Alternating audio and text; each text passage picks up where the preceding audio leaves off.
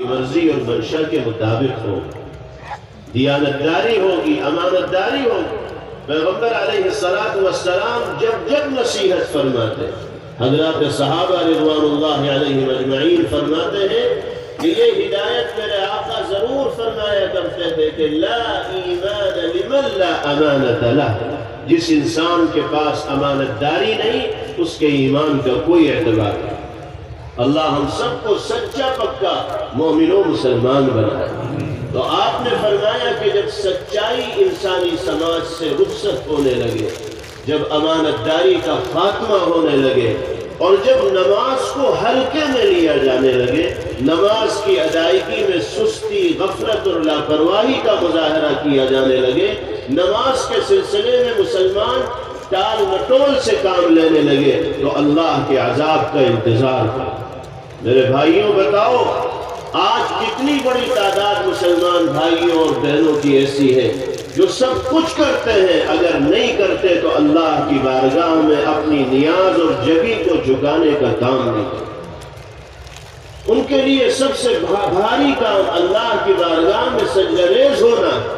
وہ نمازوں کے اوقات میں مسجد کے ادھر ادھر گپ شپ کرتے ہوئے دکھائی دیں گے، بیڑیا اور سگریٹ سلگاتے ہوئے بھی دکھائی دیں گے، اور ادھر ادھر کی بحث و مباحثے میں مشغول بھی دکھائی دیں گے، لیکن ان کے قدم مسجد کی دہلیز کے اندر نہیں جائیں گے۔ اللہ کی توفیق ان کو حاصل ہے۔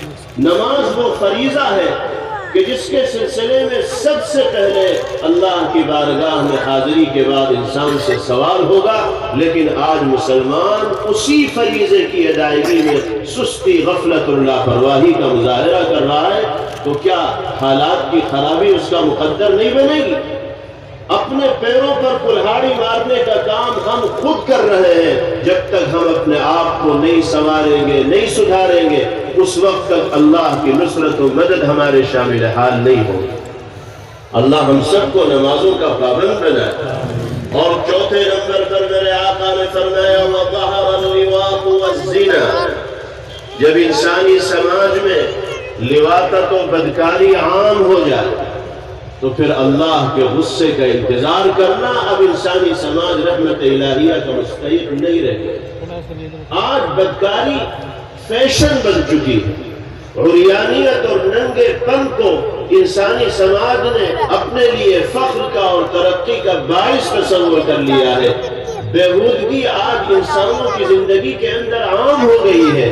جب بے حیائی کا اس درجہ سیلاب ہو کہ انسانی سماج اس میں غرق ہوتا چلا جا رہا ہو، ڈوبتا چلا جا رہا ہو، تو پھر اللہ کی رحمت کی امید رکھنا فضول ہے۔ پھر تو انسان کو اللہ کے غضب کا مورد اور مستحق بننا پڑا۔ میرے آقا نے فرمایا تھا حیا اور شرم کی قدر و منزلت کو بیان کرتے ہوئے کہ الحیاء والایمان قرانا اذا رفع احدهما رفع الاخر، حیا اور ایمان یہ دونوں جڑواں ہیں، ان میں سے ایک اگر جائے گا تو دوسرا خود بخود رخصت ہو جائے گا۔ انسان کی زندگی سے اگر حیا اور شرم جائے گی تو ایمان بھی زیادہ دنوں کا مہمان نہیں، اور ایمان اگر رخصت ہوگا تو حیا بھی باقی نہیں رہے۔ اللہ پاک ہم سب کو باحیا ہو کر اس دنیا میں زندگی گزارنے کی توفیق نصیب فرمائے۔ ہماری گھر کی خواتین و مستورات کو باری تعالی شرعی ضوابط و اصول کے مطابق زندگی گزارنے کی، باحجاب زندگی گزارنے کی توفیق مرحمت فرمائے۔ آج ملک میں حجاب اور پردے کا مسئلہ زیر بحث ہے، اور مسلمان عورتوں کو حجاب جیسے آئینی، بنیادی اور شرعی حق سے محروم رکھنے کی ایک طاقت کی طرف سے کوشش کی جا رہی ہے۔ مسلمان کو ایک طرف یہ پیغام دے دینا چاہیے کہ ہم اپنے مذہبی شعائر پر آزادی کے ساتھ عمل کرنے کے لیے اس ملک کے آئین اور اس ملک کے دستور کے حوالے سے آزاد ہیں۔ دنیا کی کوئی طاقت ہمیں اپنے مذہبی شعائر پر آزادی کے ساتھ عمل کرنے سے نہ پہلے روک سکی ہے، نہ آج روک سکتی ہے، اور نہ انشاءاللہ آئندہ روک سکتی ہے۔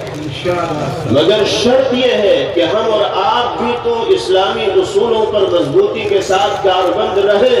مجھے کہنے دیجئے، اور اگر تلخ اور کڑوی بات لگے تو معاف کیجئے گا، آج اگر عدالتوں میں یہ بحث چھڑی ہوئی ہے کہ مسلمان عورتوں کے لیے حجاب کی شرعی حیثیت کیا ہے، تو اس میں ہماری اور آپ کی کمزوری ہے۔ اگر ہماری عورتوں نے، ہماری ماں بہنوں بیٹیوں نے حجاب اور پردے کا وہی اہتمام کیا ہوتا جس کی تاکید قرآن و حدیث میں آئی ہے، تو آج کسی شخص کو یہ بحث کرنے کی جرأت نہ ہوتی کہ وہ عدالت میں جا کر اس پر دلائل مانگتا کہ حجاب کو ثابت کرو کہ شرعی اعتبار سے لازم و ضروری۔ ہم نے اپنے عمل سے دنیا کے سامنے یہ تصویر پیش کی جیسے حجاب کی ہمارے مذہب میں کوئی اہمیت ہے ہی نہیں۔ اگر ہم نے اسلامی اصول پر مضبوطی کے ساتھ عمل کیا ہوتا تو آج کسی کو اسے مدعا بنانے کی جرأت و ہمت نہ ہوتی۔ اس کی بہت سی مثالیں پیش کی جا سکتی ہیں، وقت کی تنگی کی وجہ سے اس موضوع کی طرف میں جانا نہیں چاہتا۔ اس لیے حجاب کے خلاف جو مہم ملک کے اندر چلائی جا رہی ہے، اس مہم کا سب سے مؤثر توڑ یہ ہے کہ 100% ہماری خواتین و مستورات میں حجاب کا اہتمام آ جائے۔ تم حجاب کے خلاف سازشیں رچو، ہم باپردہ اور باحیا ہو کر زندگی گزاریں گے، اور اسی میں اللہ کی نصرت و مدد ہمارے اور آپ کے شامل حال ہوگی انشاءاللہ۔ اور آخری چیز نبی کریم علیہ السلام نے فرمائی وَتَشَبَّهَ الرِّجَالُ بِالنِّسَاءِ۔ جب فیشن کا اتنا عروج ہو جائے اور فیشن سے انسانی سماج اتنا متاثر ہو جائے کہ مرد اپنی مردانگی کو چھوڑنے کے لیے اور عورت اپنی نسوانیت کو چھوڑنے کے لیے تیار ہو جائے فیشن پرستی میں لگ کر، تو اللہ کے غضب اور غصے کا انتظار کر۔